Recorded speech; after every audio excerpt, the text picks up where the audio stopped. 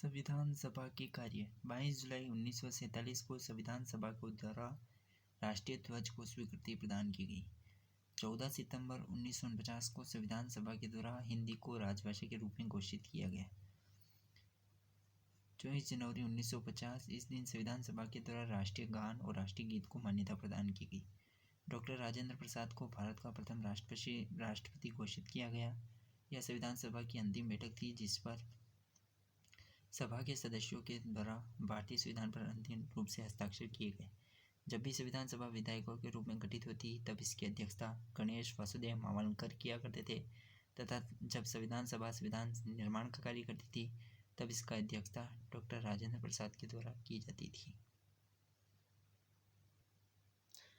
संविधान का आंशिक लागू होना 26 जनवरी 1949 इस दिन भारतीय संविधान 26 नवंबर 1949 को संविधान आंशिक रूप से लागू हुआ था।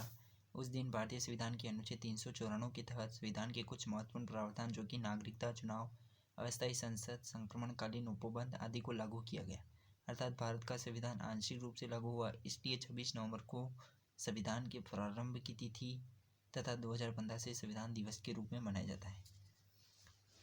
संविधान पूर्ण कब लागू हुआ? 26 जनवरी 1950। लाहौर अधिवेशन के ऐतिहासिक महत्व के कारण, क्योंकि लाहौर अधिवेशन में भारतीयों ने स्वतंत्रता की तिथि 26 जनवरी निर्धारित की थी, इसलिए इसी दिन 26 जनवरी 1950 को संविधान पूर्ण रूप से लागू हुआ और आंशिक रूप से लागू हुआ 26 नवंबर 1949।